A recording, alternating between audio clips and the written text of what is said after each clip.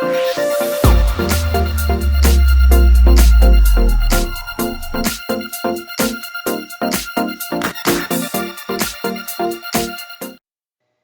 and welcome to the letter and pattern tutorial video. I want to show you a few things that you can do with the lettering and also show you how to create patterns within Photoshop. There's so much stuff you can do in Photoshop. I can't teach you all in these tutorials, but I'm trying to teach you exactly some things that you can use that I have used in making great party favors. Okay, so let's go ahead and get started.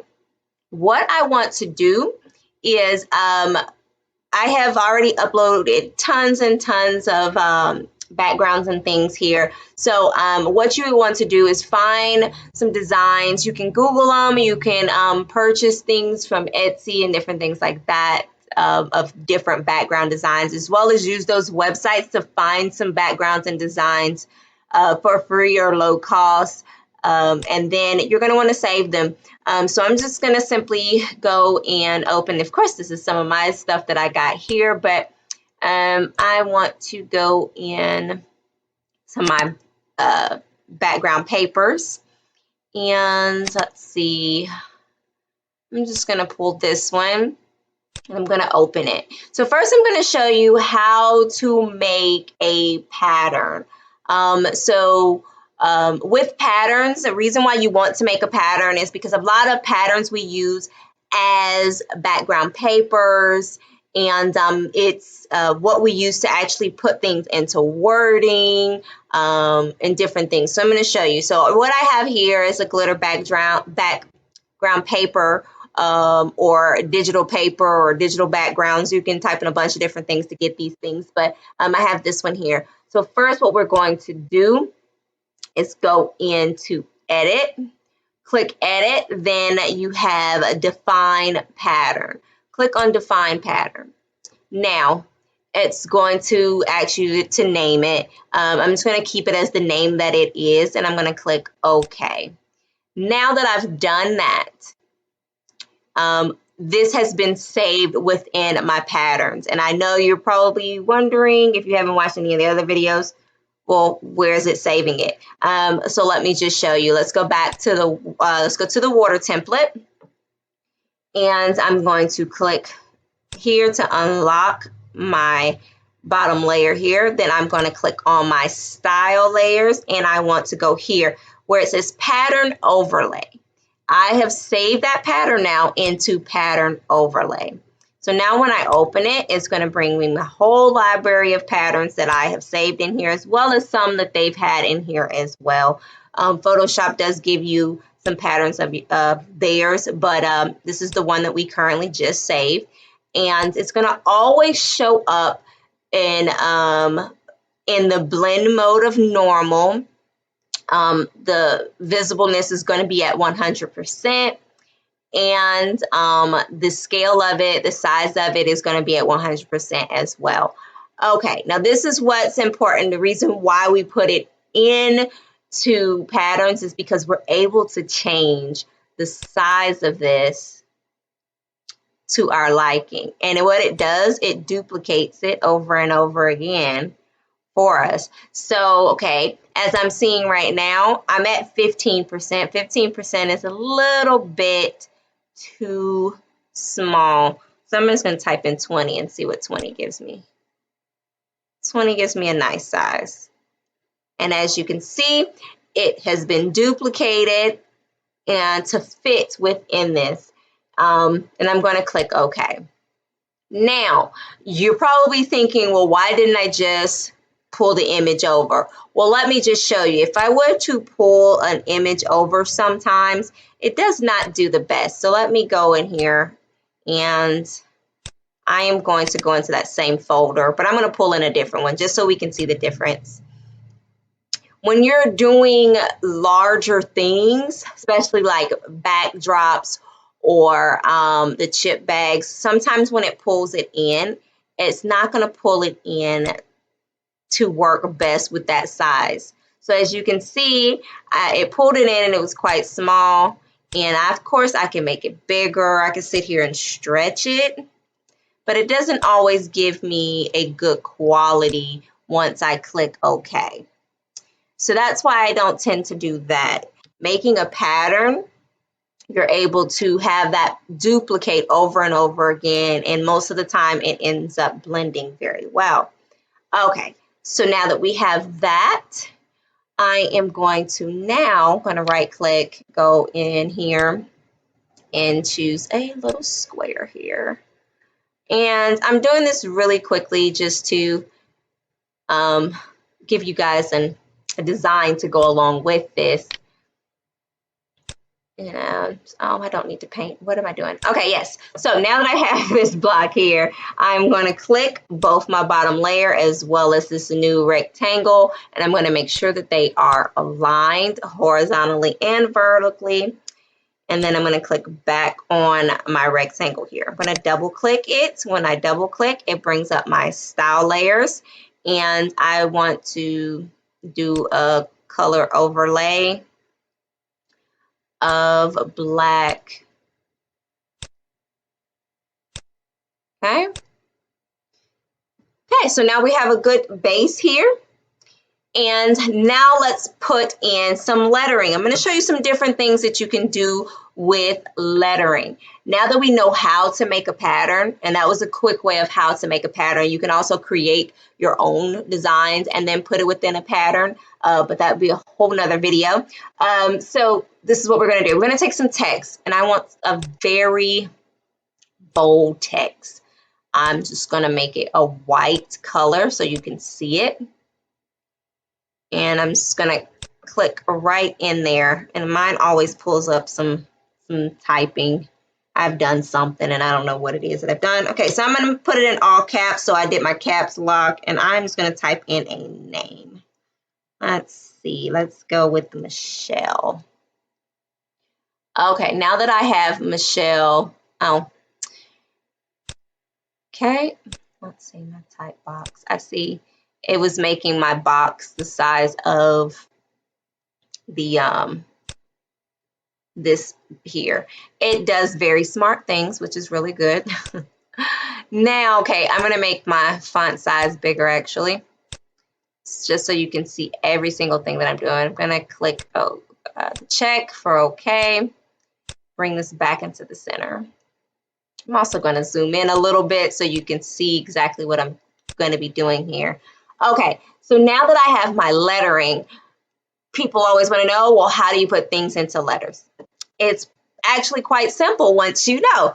Okay, so I have my letters here. To make these letters look like it's going through the black, one thing that you can do is once you have your words highlighted here, you are going to go back into your style layer, and you're going to click pattern overlay, and it's going to automatically give you that same exact pattern. Now what I want to do is, I'm not going to touch anything in here, but I'm going to try and line this up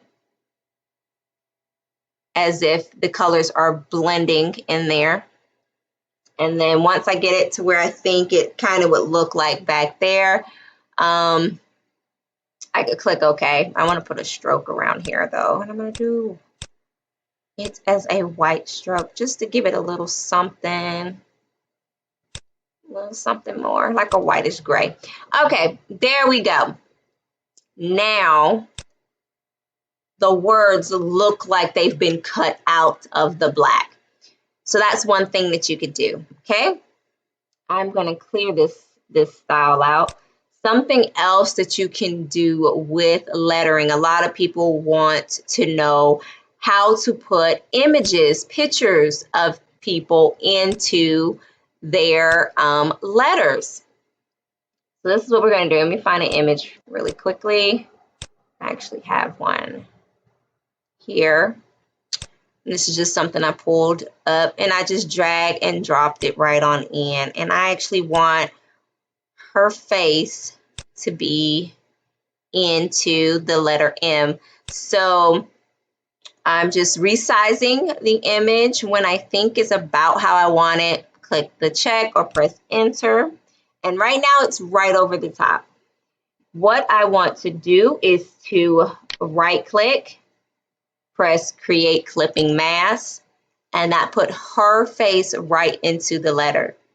Okay, and I can simply move it up and down, right or left until I get it the way I want it.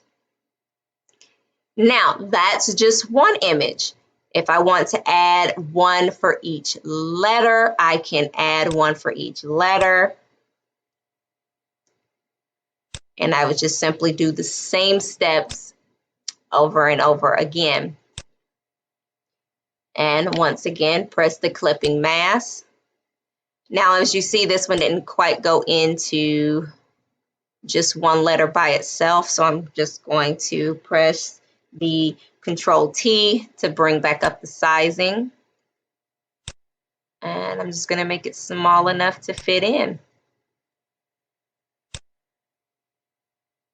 I'm going to put her in the H actually, because I think I'll see her more of her face better in the H. Yep. Then press OK. Now, I have that. So I have the M and the H with something in it. And let's say I don't want the letters to look all white for the rest. Simply make sure that I am selected into the letters. Go back to my letter tool, and I'm just going to click that C, and I'm going to pull a color from there. Now all I did was highlight the letter, click my color, my color picker tool came up, and then I just went down or up, just go down or up to one of the colors, and as you can see, the little eyedropper comes up. With the eyedropper, I'm able to select a color anywhere from in here to use. Once I'm happy with the color, just click OK. And then accept that. Okay, I'm going to zoom out just to see what our quick design is looking like. Okay, so if you want to now, we have a nice design here, but if you want to do a little something extra, one thing that you can do to jazz this up is, let's just say this E. You wanted to make this E the same glitter as this. So we got our different colors going here. We've got our images inside of our letters, but we decide, oh no, we want to make the E this glitter background. So what we're going to do, this is a quick and easy way. I have selected the text tool, and I'm just simply going to make that capitalized E again. Click OK. And then I am going to go into my styles. Now you can always go down here and go in there, or you can simply double click there and it will bring it up. And then I'm able to go to the gradient overlay, not gradient, I'm sorry, pattern overlay. And as you can see, the pattern went right in there. And I'm simply going to click OK for right now. Now I'm going to take this E and put it right on top of that E. That is the quickest way to quickly convert all of your different letters into different things. Definitely go in there and play around with the different things that you can do into your style layers. Okay, so now once again, we have everything done. We want to make sure that we merge visible. So that way everything that's visible is now compressed down into one layer. And now we're able to move this over to our watermark to be able to show our client. And I'm just going to zoom that down. Now with one like this, I made it where the letters are going to wrap around the bottle. So I would simply show it exactly like this. I would not do a clipping mask for it to wrap because they would not be able to see the full design. Or I could do it by first pressing Control or Command J, and that makes a copy of it. And I'll take my copy And I can go up top here and then use this bottom one and still do a clipping mask to show what it looks like around it and to show what it looks like as not around the bottle. And to make this look more professional, I'm going to select both of these, press Control T, and make the bottle smaller, put it right under there. And there you go. Now I have my full design as well as what it would look like wrapped around the bottle. Or you could, of course, like I said, leave it out like that.